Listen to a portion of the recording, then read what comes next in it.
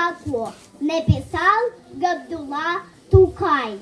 Подполье жительница, мышь в амбаре, шастая тайком.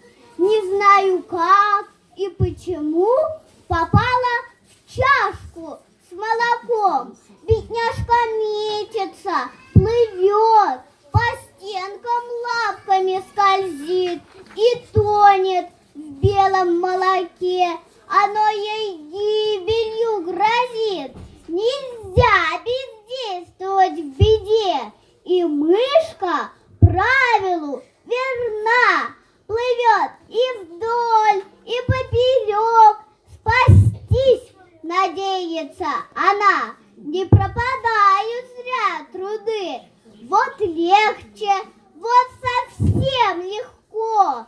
Так долго плавала она, что в масло сбилось молоко. Теперь на масло опершись, она встает, а там, глядишь, из чашки выпрыгнула вмиг и убежала в норку мышь. О, мой родной, ты хоть в воде, хоть в молоке ты утопай. Будь терпелив, настойчив.